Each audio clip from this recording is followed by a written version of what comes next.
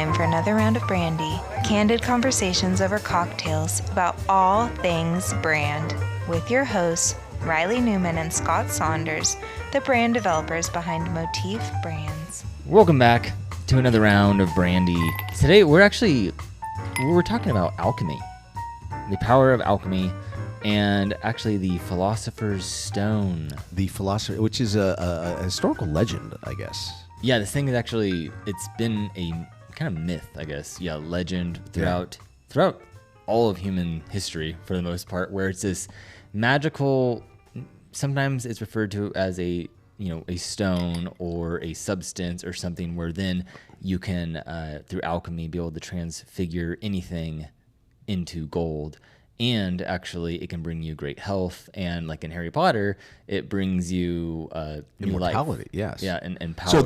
So we are not talking about Harry Potter and the Philosopher's Stone, which happens to be the UK title for the first book. In the US, they changed the title to Sorcerer's Stone. Yeah. But in the UK, the first Harry Potter book is called the Philosopher's Stone. But that's a different Philosopher's Stone.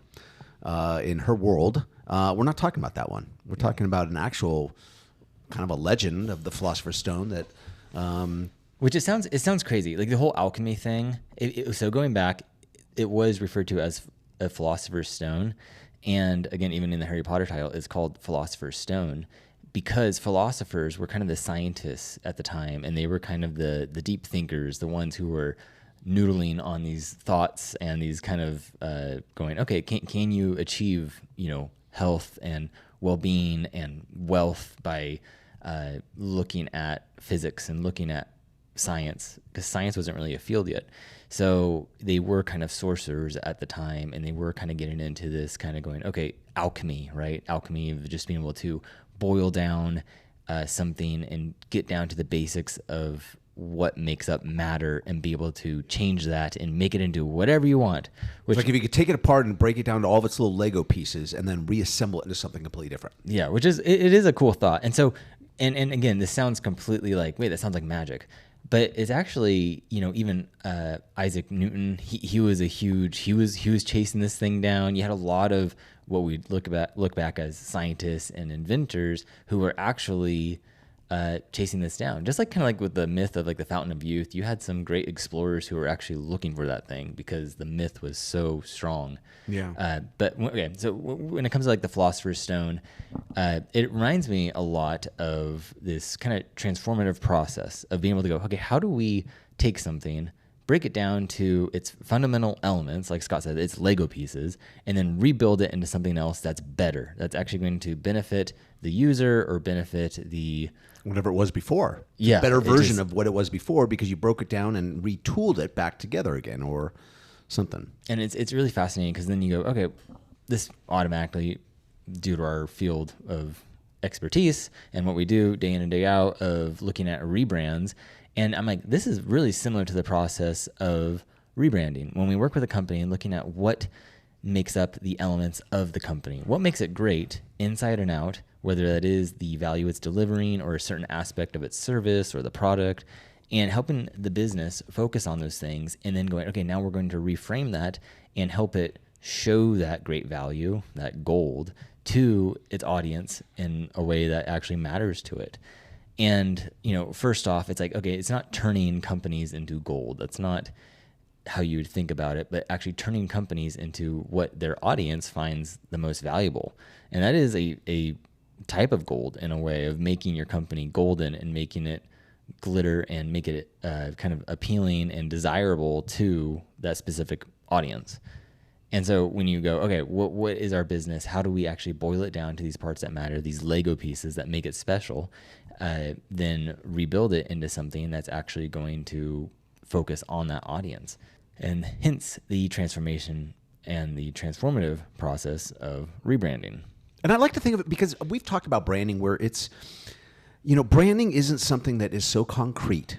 It's not branding is not a tangible thing. It's nothing that like we can create some hard, fast recipe that you follow this to the letter, these specific steps, blah, blah, blah, blah, blah, blah, blah, blah, and you're guaranteed a great brand. Yeah. No, it's nothing like that. That's why when we talk about brand, it's like that's why I feel like there is an element of magic to the world of brand, because you could have two companies try the same approach and have completely different results.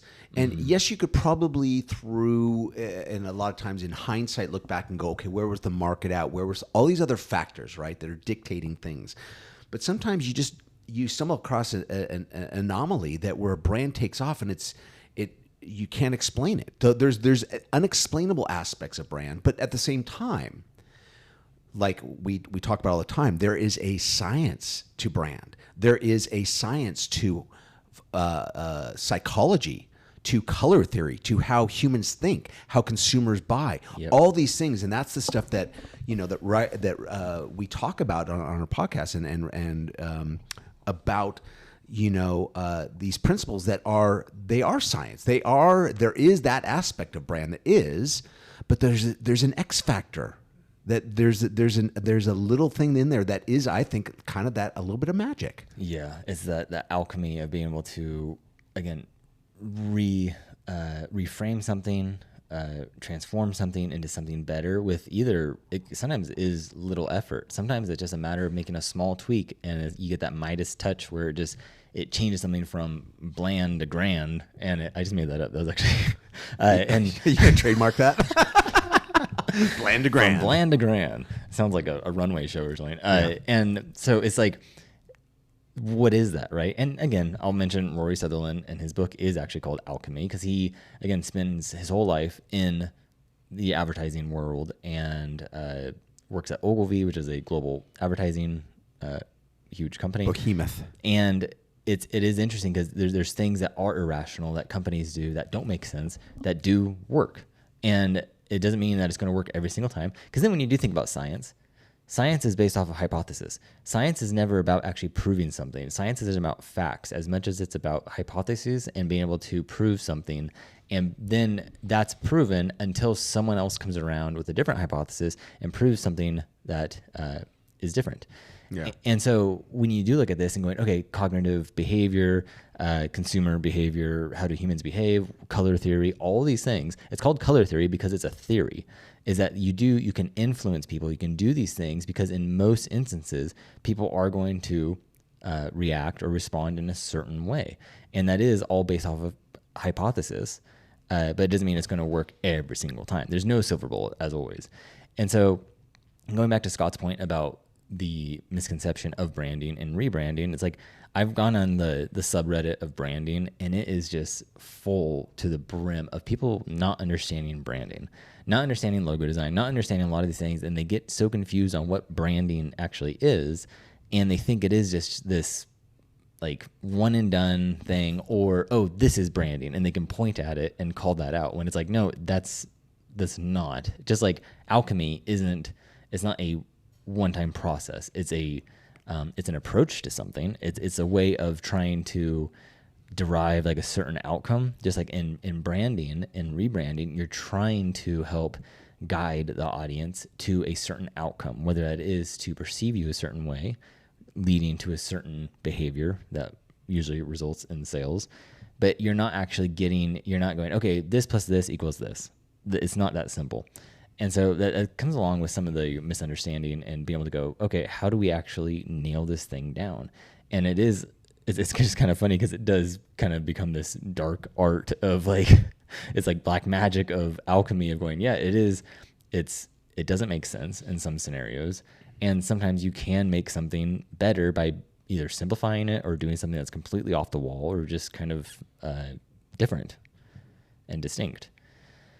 And, this again goes completely against what everyone's been looking at with marketing for the last 10 years with metrics and optimizing things and making things that are much more, okay, how do I get more clicks? How do I get more ads out there and be able to convert more? And those things do matter, but sometimes being able to focus on this alchemy and be able to go, what does this mean for my brand? How do I reframe this or retool it in a way that's actually going to make it more appealing, making it golden for the audience? Yeah. Because that's what matters. Your ad may be capturing attention, just like fool's gold can capture attention by gleaming in the sun as it floats down the river. But it's not true gold. So then you're only creating disappointment once someone does realize that it is fool's gold. And so being able to go, no, we want to create that real gold, which is subjective to the audience and what they perceive as valuable, and be able to actually stand for that and mean that to them. And this is one of those reasons why we always talk about like not just blindly following the pack. Like, oh, well, these other businesses, my competitors are doing this, this, and this, right? Well, alchemy, if you think of like alchemy like a recipe, right? It's like, oh, well, if my competitors are doing A, B, and C, so if I do A, B, and C, I'll get the same results. And then they find, no, not necessarily, because there's so many things that come into play. Yeah. There's so many factors. But the reality is basically what we're talking about is the idea of the base core components you're breaking down your brand into. Those are all the same. Every brand has messaging, what they say and how they say it about their product or brand, right? Yeah. Every brand or service has a logo. They might have a website. They might have visual communication. They might have, all brands have customer service. They all have these core things, but each in and of themselves, those are different. So that's why we're saying you break it down to the same core principles like an alchemist would do, right? And you focus on those and you retool each of those, and you will then reassemble and get a different brand than what you started off with. Yeah, and I think that's an interesting point. So if everyone has their own Lego set, your business has certain strengths, certain weaknesses, just like someone else's business. And they could be in the same industry, right? But when you start breaking down the parts may be kind of the same. They might look the same or have similar attributes, but it comes down to like semantics and those parts meaning different things. Because let's talk about like coffee shops. That's a commodity, coffee. It's dirty water that's warmed up. And when you think about... So we're talking about the most valuable liquid of my daily life. What are you talking about? Black gold. Yeah, there's your black gold. And so when you think about it, it's like, okay, how many coffee shops write on their cups with a Sharpie? There's probably quite a bit because it's cost effective, it's easy, it's right there. But you think of Sharpie written on a white paper cup, and one company, one brand owns that because it's distinct, and the meaning tied to it means a lot, especially for like millennials and older who experienced that uprising of Starbucks when that was the thing.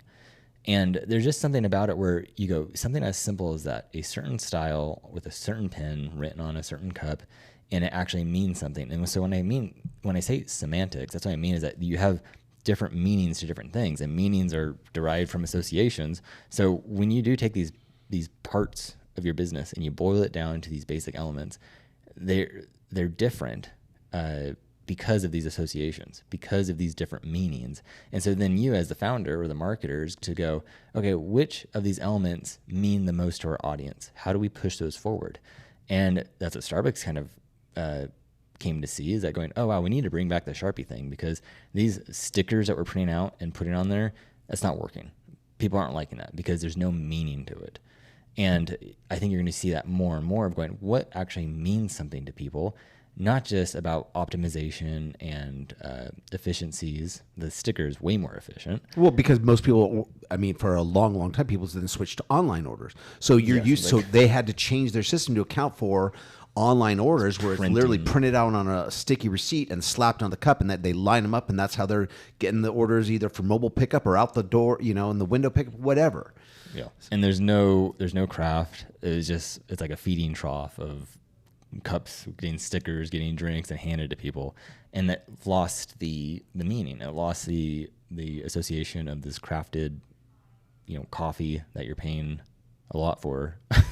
So once you lose the meaning, then everything gets into question of going, why am I paying $7 for a grande? Like why am I right? These other things start getting into your head as a consumer, and so without meaning, and again, you think about gold. Why is gold valuable? Because it has meaning. We as a society have all agreed that gold holds a certain value, just like a diamond, and even diamonds aren't scarce because the companies have made them scarce, but it's actually the meaning and the value we put into it. So then what are these aspects of the brand that you can take apart and focus on, reframe them so that the meaning is the thing you're leveraging in it. Because you most likely do have these hidden gems kind of hiding in your brand. And when you do rebrand or you go through that transformation like kind of process of going, no, how am I going to retool these things and get the most out of them, squeeze them for all they got. And so it's alchemy, because you're dealing with something that isn't tangible. It's not there. You can't count it. It's just in the ether. Yeah. Ether. Ether. So I don't know if there's any more we can pull on that, but there's something interesting to just kind of sit back and think about it, and just imagining of going, like to Scott's point of going, just because one company is able to boil down their elements and do certain things doesn't mean you can do that too and get the same results. You can do it. Just doesn't mean that you're going to be getting the same results as them, and you're left going, well, why not? Yeah. It's because there is that little bit of magical, alchemy that's like, it's science, but it's also, there's mystique and there's unknown, and that's why, I mean, people like Sir Newton, right? He was looking for the philosopher's stone. Right. There were like notable physicists and stuff at the time that were searching for this magical thing, because there was something that about its promise and the potential. And they probably realized if you can break everything down to a component, right, then why couldn't we get to the point where you could literally break something down and then turn it back into gold? Yeah. Or health or wealth, whatever it is that they're looking. We're always trying to dismantle and rebuild it back up. And the same goes to your brand. And it's nothing that you hopefully you don't wait to kind of break down your brand, analyze and think about your brand in these components and these Lego pieces when it's too late. Like, this is something that we even recommend doing an internal self-audit like once a year, where you're taking a step back and you're looking at your brand, and maybe it's doing great, but at that same time, don't lose sight of your end goal. Like, don't just like never. It's like your car's running great. That doesn't mean you don't have to still have it serviced and checked out every year to make sure that it continues to stay great. But I think a lot of brands, a lot of businesses wait till things are hurting. They feel the pressure and they feel like we have to do something different. We have to change things now. And that's the time when they start evaluating and breaking themselves down into their brand, into all of its components, trying to figure out, what do we change? What do we do different? And there's that sense of panic. There's a sense of urgency, and panic and urgency. Those are emergencies. That's not a time to be strategizing and allowing things to develop over time as you start to implement things. So that's why we're always in favor of just knowing your brand and knowing your audience, because that's what you're trying to do. You're trying to take your product or service and connect it to that audience. You're taking your product or service, giving it a personality, and that is brand. And really, it's, again, keeping your audience in mind. What do they find valuable? What do they care about? And what's going to actually make a difference in their life, and be that chunk of gold that they're looking for. Yeah. But thanks for listening. Yeah. We'll be back next week with another episode of Brandy. Cheers.